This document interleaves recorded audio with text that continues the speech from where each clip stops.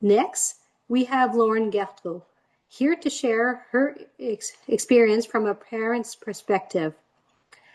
Lauren is a first-time mother, an RN who works at a level 3 NICU. She had an uncomplicated and low-risk pregnancy. However, she knew from personal and work experience that antenatal insurance milk was something that she wanted to collect if able. She began antenatal hand expression at 36 weeks gestation, and she is very glad she did. Let's learn more about Lauren. Thank you, Julie. Um, so yes, that was a wonderful introduction. Yes, my name is Lauren Guthrow, and I'm really happy. Thank you for having me here today. I'm happy to share my story. Um, so just bear with me here for a second. So yeah, this is my journey with antenatal hand expression. Um, so yes, I'm a first-time mom, and in the context of this presentation, that's the more the lens I'm coming at with this. But I mean, my life is also influenced by my experiences, and I am a registered nurse, and I have worked in a NICU for the last 3 years. So I, to be honest, when I became pregnant, my thoughts and my normal for babies was kind of abnormal. What I saw was babies who were separated from their mothers, very, very preterm babies, as low as 22 weeks gestation. And I did see, you know, uh, firsthand how Nada was mentioning, but I would say this to my patients, how breast milk is like life-saving medicine for babies. And mothers come into the NICU, and we would always say, it might take 3 days for your milk to come in, but secretly you always just wish it was there sooner because you just want to give it to that baby so much sooner. So that's just my background.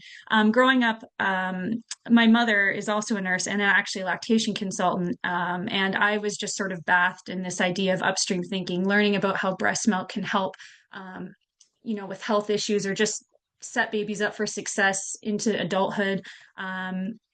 My grandmother is also sort of an upstream thinker. She used to always say to me, as a saying, an ounce of prevention is worth a pound of cure, which I just love. And so in my personal and professional life, this idea of upstream thinking of doing things that can prevent problems in the future is just something that I've really latched to as a person.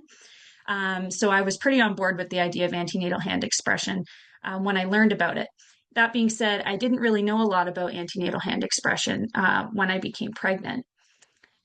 I first heard about it through word of mouth, my mother mentioning it to me as a lactation consultant, and also a patient when I was a nurse in the NICU came in with breast milk, a bit of colostrum, and I said, "How did you get this?" And she goes, "Oh, I did. I used the HACA. I was expressing beforehand, and I didn't even know that was possible. I kind of thought, really, like, where did this milk come from?"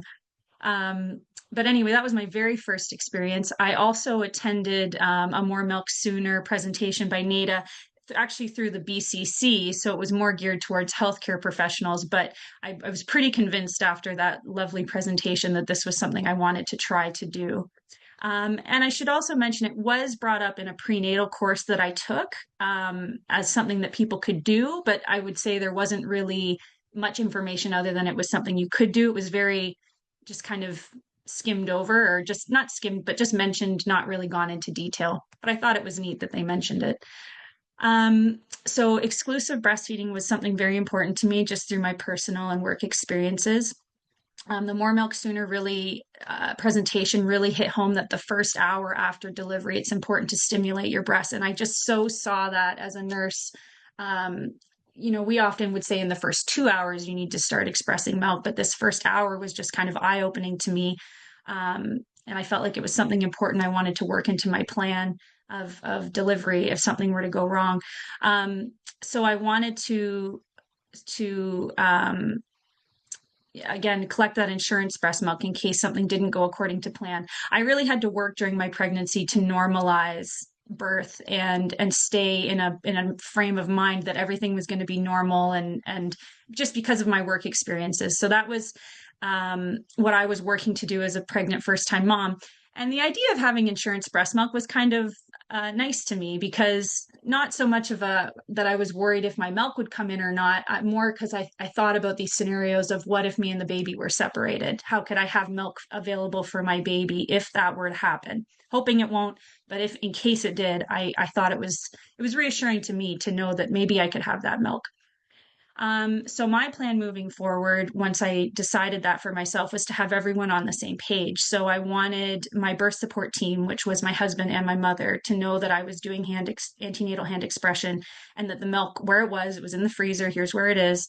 And I also wanted my midwifery care team to know that that I would have this milk available and that hand expression in the first hour, if I was separated from the baby, was something that I wanted to do. And I just want to mention on that point, when I did mention that to my midwifery care team, they said something kind of like, well, won't you just breastfeed? And I thought, oh, they don't really get what I'm getting at. I think just because in healthcare, sometimes we're so siloed, you know, their brain wasn't going to the what if separation piece, I think. And not that that's bad. They were just thinking normal, which is fine. That's what I wanted. But it was just interesting to me. I just think about how sometimes the disconnection is there within healthcare. But anyway, I told them what I wanted, and everyone on my team knew. So we were all on the same page by the end of my pregnancy. So here's how it went. I started my antenatal hand expression at 36 weeks. So I kept track of it just for my own curiosity's sake. So the first attempts were just done in the shower, sort of as suggested, in the more milk sooner. And I did get milk. Um, I was lucky enough to get some colostrum, and I actually got a fair bit of colostrum. Um, as time went on. I feel like I was pretty happy with it. One thing that I took away was it wasn't as easy as I thought it would be. As a nurse, I would teach people about hand expression, but obviously I had never done it myself. And I remember thinking, like, how is anyone supposed to do this? Like, I'm trying to get the milk out and it's leaking or it's spraying or whatever, or I was doing it too hard. It definitely was a skill that needed to be practiced over time. And I'm glad I had the experience of doing it because now I have a different viewpoint on how it can be kind of difficult to do and it takes time to learn. So I was just collecting very little amounts at first, like zero point 0.3 mils. Eventually, I kind of worked up that on average, I would get maybe 2 to 3 mils at a time. But because I was getting uh, volumes larger than 1 mil. The syringes I had originally acquired were only 1 mil syringes, and now I realized I needed maybe a 3 mil syringe, which was sort of hard to find. I forget why I was having a trouble. Maybe I was being picky where I got them from. I don't know, but I ended up going to a pharmacy and finding some 3 mil syringes. And also, I also ended up expressing into a clean shot glass, which was just easiest for me because I found I was losing a lot of milk just from spray. When I was trying to collect. So that was my collection journey. And the largest volume I ever got was actually the night I went into labor on April 16th. A few hours before my water broke, I got 8 mils. So I had no signs of labor at this point. Like I was just doing some hand expression, and that was my largest amount. I'm curious why that was, but anyway, maybe it was a sign of things to come. So this is just some pictures of my results. So the zero point 0.3 mils was sort of at the beginning there, and then moving on to my sort of almost 8 mils that I got the night I went into labor. And in total, I think I collected about 40 mils of colostrum or breast milk before I gave birth.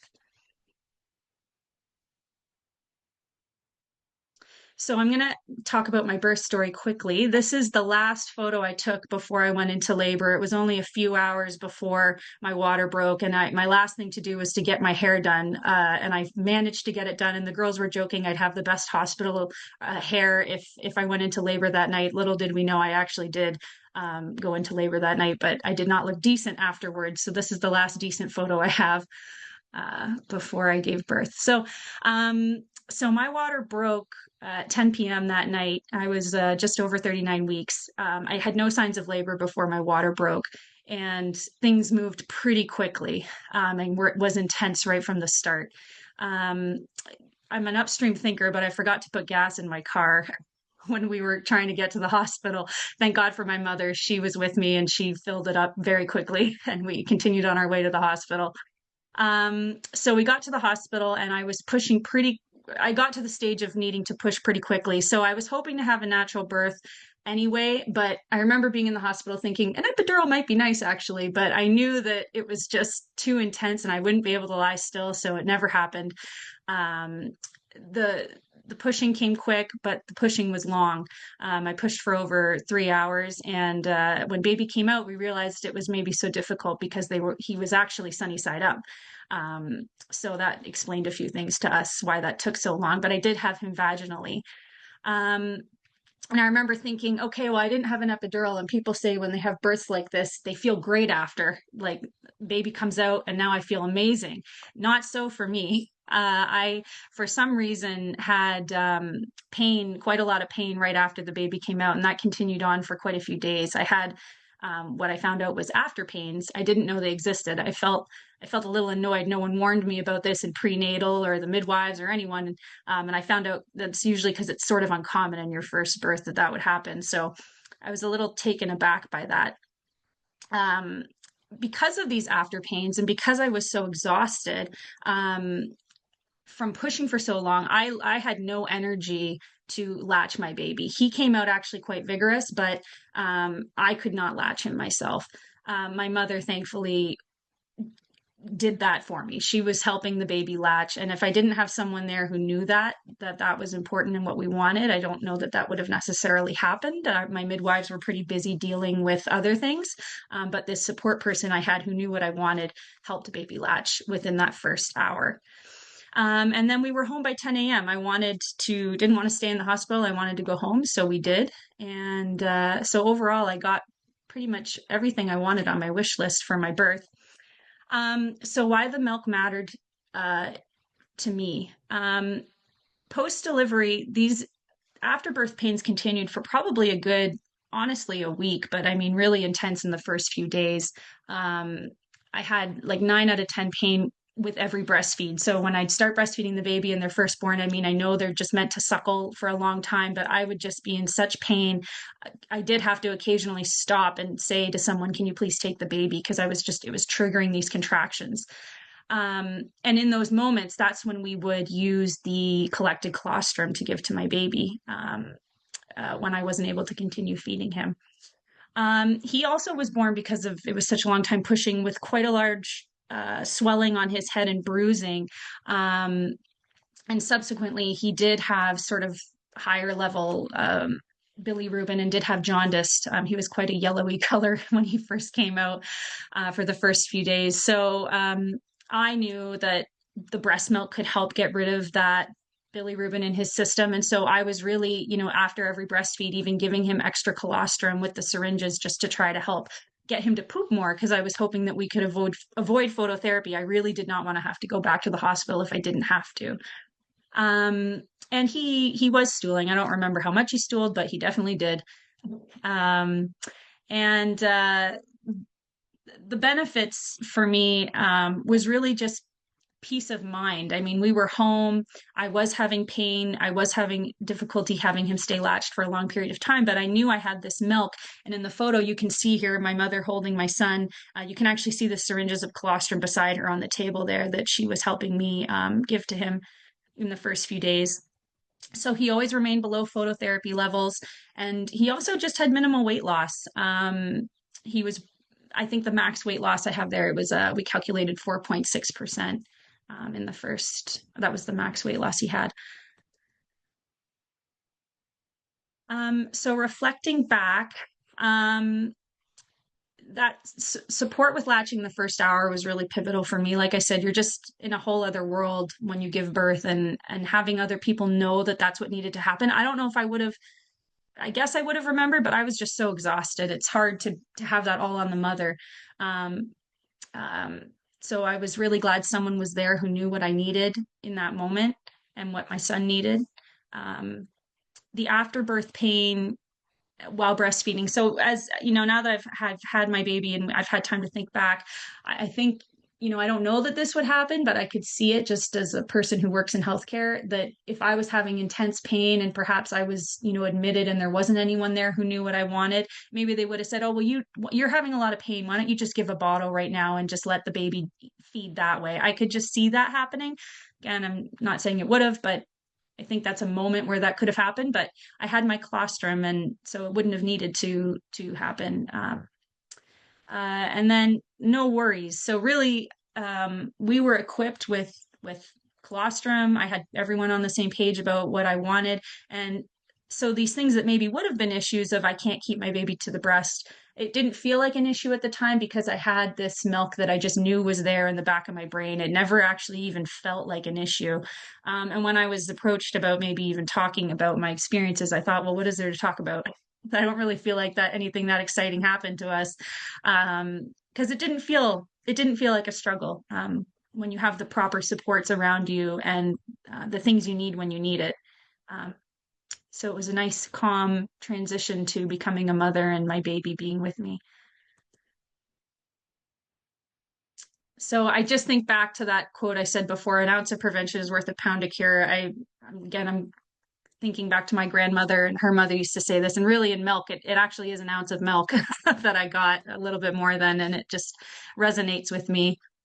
Um, and I'm just going to check my notes and make sure I caught everything I wanted to say here. But yeah, I just want to say thank you so much for letting me share my story. My son, so breastfeeding was successful in the end. We exclusively breastfed. He's still breastfeeding. He's 13 months old now, and we're planning to continue. And thank you so much.